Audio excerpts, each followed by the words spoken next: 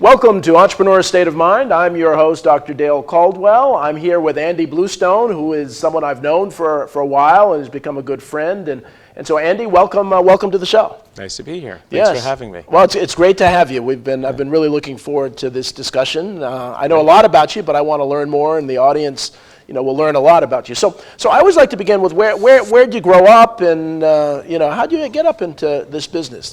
I didn't grow up too far from here. I grew up I was born in Colonia. I grew up in Edison, New Jersey. Okay, not far. And my father was in the dry cleaning business. He had a bunch of dry cleaning stores in Colonia and Rawway. Oh, really? Oh, Central Bluestone Jersey. Cleaners, yeah, Central Jersey.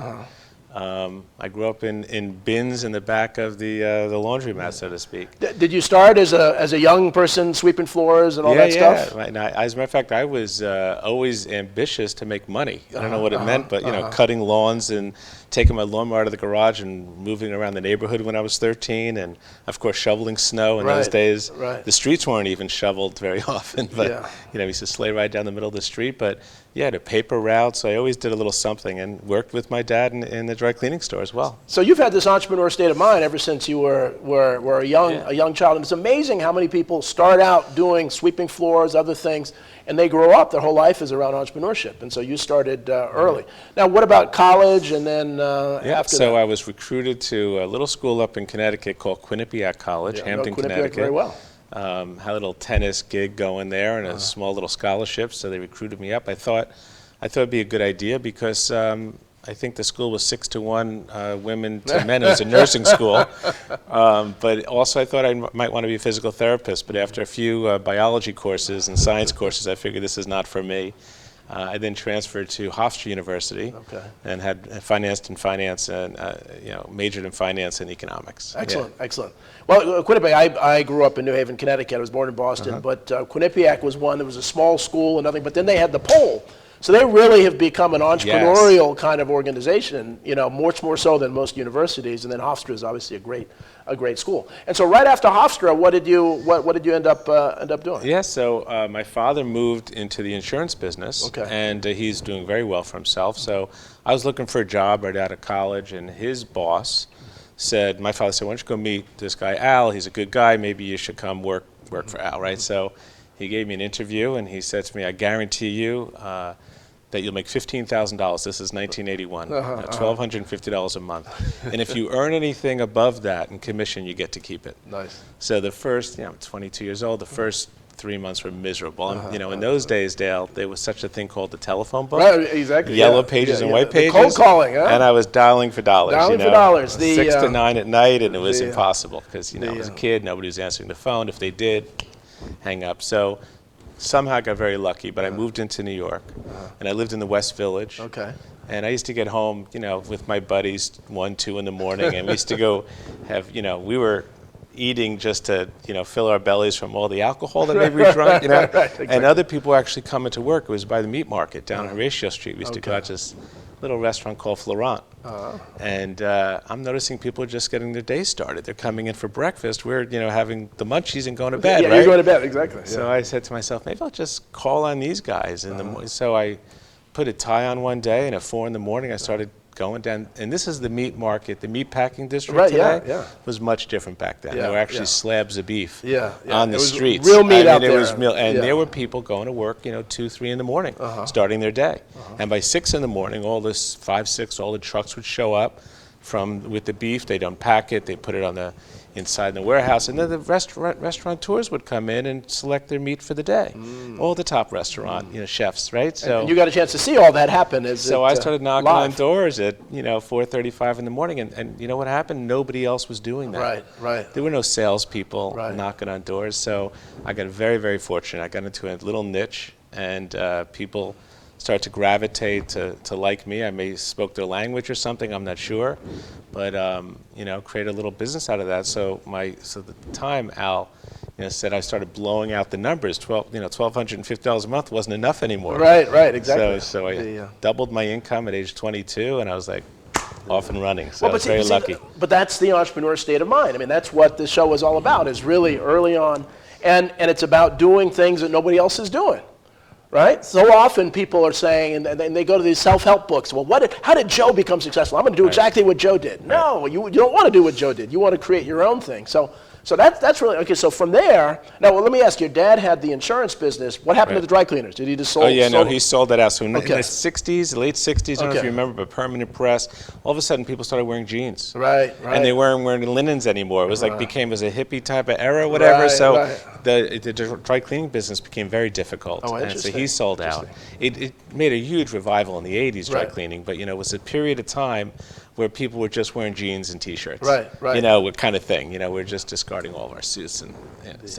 So he sold that business, and then he went into the insurance business. Interesting. Got me involved, yes. And so you start you're knocking it out of the park, you're doing real well. So what's next? What's next? Yeah, so then I started to say to myself, wait a second, I can't do all this by myself. So I started recruiting people to join me. So friends from high school, friends from college, family members, brought them into the business. Because I had this I had a network of people that we just had a lot of volume, a lot of leads, great opportunity. Now, was it your own business or just part of the business? So this was your own. At 25 years old, I started my own little unit within Al's company as general agency, and then from there, I became a general agent at age 30 with National Life of Vermont. National Life of Vermont is a small little mutual company up in Montpelier, Vermont. But I had known them over the years doing business with them, and they offered me a chance to be a general agent, which means I have a much different arrangement financially, different kind of contract. So we opened up an office in West Orange, in the Paragon Park there, by Essex Green, and started hiring financial advisors to join my firm. Interesting. Yeah. What did you look for when you were hiring folks? Did you look for people who had kind of chutzpah, the work ethic? What did you look for? I often think that entrepreneurship is a term that we use to start a big business. Right. Even a small business. Who's got that entrepreneurial talent to start a business? Well, what I realized is each one of us has the ability to be an entrepreneur, even in their own little business. So if you take a real estate agent, that person really is an entrepreneur in many ways. That person has to deal with their own schedule, has to find their own clientele, has to manage their daily activities, has to find new opportunities, do their own books, all these things, right? So they could be a single, solo entrepreneur. So what I always look for in financial advisors were people that had that skill to be able to manage their life, to be self-motivated, to have the ability to work with people in a sensible way and care for them at the same time. So, it's a talent you can't easily identify. But like you said earlier, people that have that feeling when they're a child that they just want to earn money. Teenager. They're just not sitting in front of the TV or playing video games, 24/7, right? So they just want to get out, make a difference, make some money, so it's really self-motivated kind of people are the people I was looking for. And people who want to manage their schedule, literally people who had the entrepreneur state of mind, who really did that. I know for me, the worst thing to do is to have someone watching over my schedule. To punch a clock is like the worst thing I can do. I'll do anything to work hard and make something happen. But the second you stifle that creativity, and that's what you had those creative folks. And but I think you need is to give those creative people some structure. So that they have the ability to take that structure and make it their own.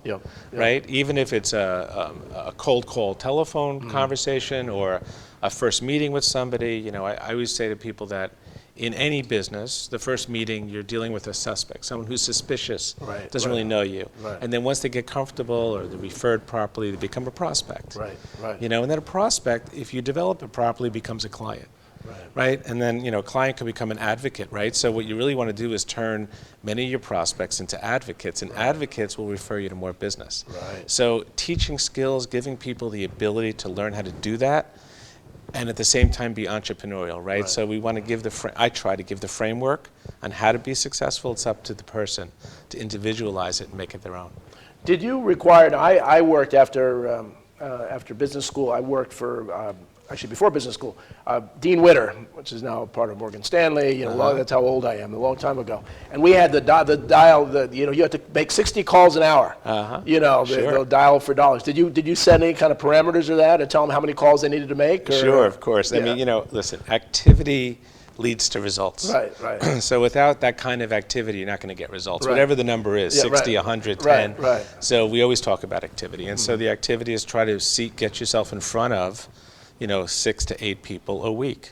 That's at least one a day, sometimes 2 a day, and it gives yourself a chance to get somebody that's interested in learning more about what you do and learning on how you can help them accomplish their financial goals. Interesting. So, yeah. Interesting. So this is all great stuff. It still applies a little differently now with internet and other things, but it still applies. So you hire this team. They're doing well.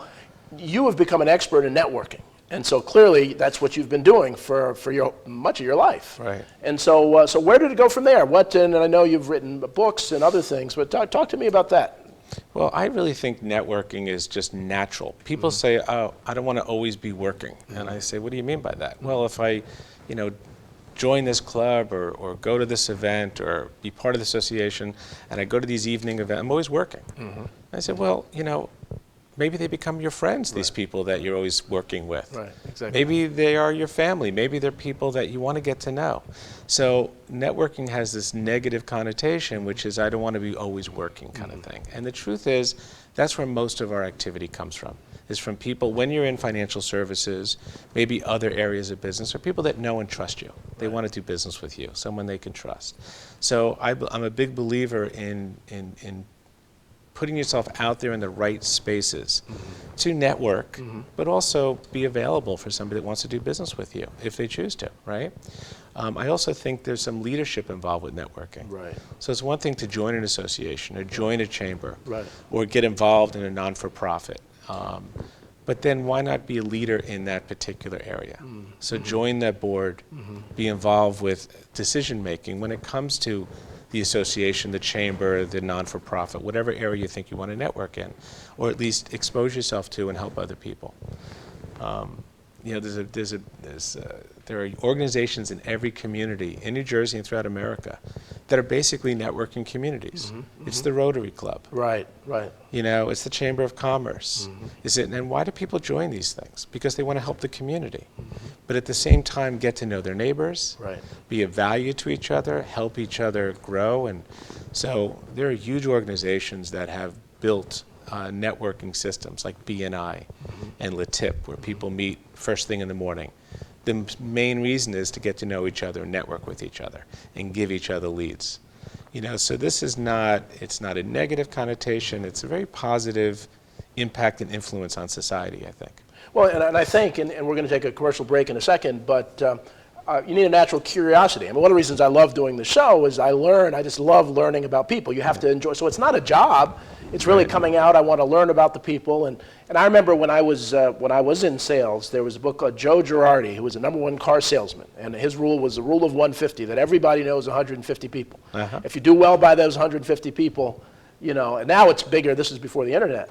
They're going to say good things about you. If you do poorly, they're going to say bad things about you. So that networking is. So when we come back, I want to talk a little bit about YPO. Great. Which you have been very, very active in. So we will be right back after the commercial break. This is Entrepreneur State of Mind, and we will see you in a few minutes.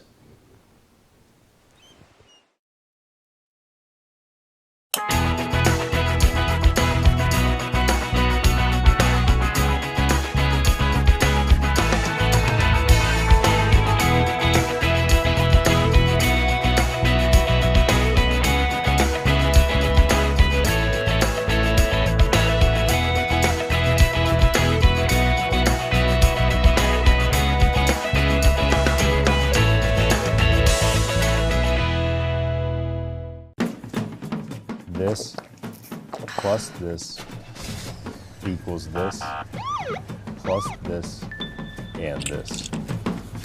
Don't drink and drive. So, I'm kind of new here, but I've noticed a trend. My human does this funny thing where she goes around and gets all my toys, and then she hides them in that basket by the door. But it's always the same basket, and it's always in the same place.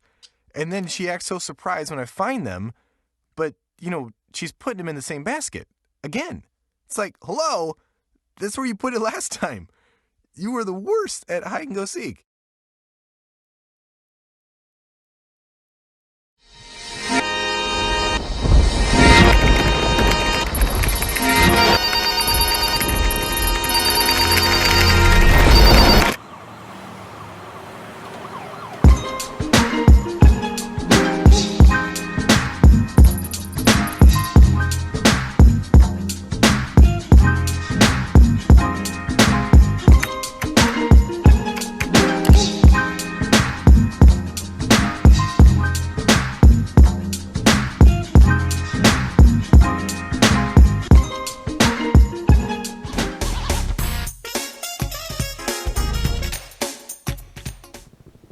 Welcome back to Entrepreneur State of Mind. I'm your host, Dr. Dale Caldwell, with Andy Bluestone, and really we're learning. This is just a wonderful education about sales and initiative and inertia.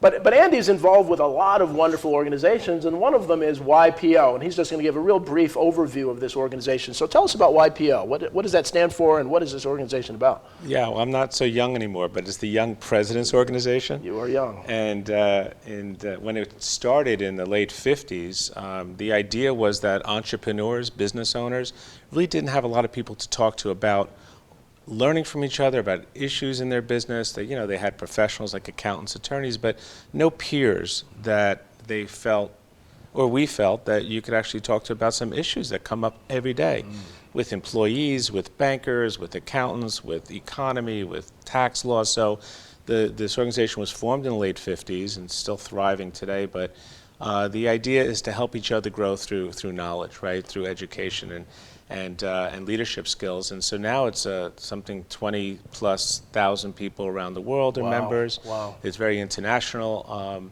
And you qualify by having a business, a certain size business, certain amount of sales volume, certain number of employees.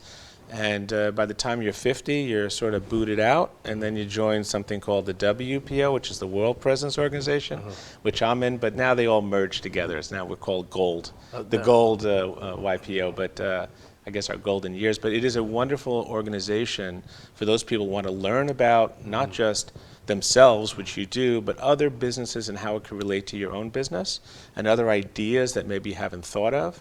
So I always encourage people under the age of 40, now I think it's 40, 45, you can join and try to look into it and see if it would be of value to you.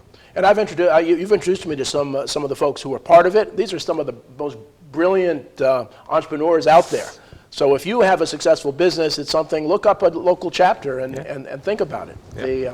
All right, so now your company, Selective Benefits, tell us a little bit about what is that doing, and what are some of the benefits you have for organizations out there? Yeah, so as I've gotten older and changed my business model, we've changed over the years. So we're really in the money management business, but specifically in the retirement planning arena. Okay. And 80% of our monies that we manage are either 401k plans, 403b plans, 457 deferred compensation programs. Okay. And we're working with the plan sponsors and plan administrators. Okay. So we have thousands of participants in our plans. But we're working with the owners of a business or the plan sponsor. And what we do is we act as a co-fiduciary in a lot of our plans. Okay. We help manage the success of the plan through the fees that are associated with the participants that are engaged in saving money, through some of the record-keeping fees that we believe are still being overcharged. And most importantly, there are about 1,000 lawsuits around the country where fiduciaries are getting sued by participants, driven by class action suit lawyers, right? So it's just something that we've been really focused on the last 6 or 7 years, and our business is just thriving because of that. So for the audience, the 401k, which most people know, but what's a 403b, and just explain what are those different programs? So 401k program is under the ERISA guideline, which means that there are certain rules and regulations as a privately held company or public company that you have to follow if you offer this kind of retirement plan.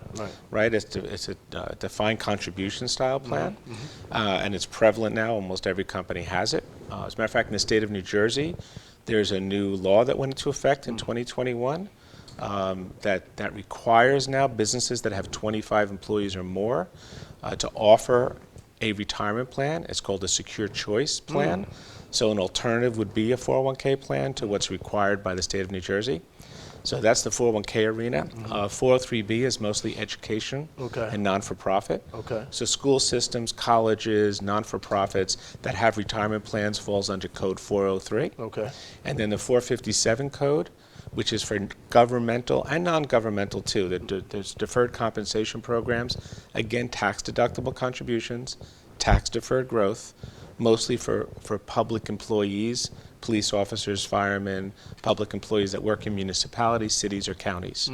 So there's certain rules and regulations around a 457 platform of retirement. I mean, you explained that very well. Most people have no idea about that. Everyone knows 401k, but those other programs. So let's go back to what you just said. So you're saying that there are regulations and requirements now that you have to have a retirement plan.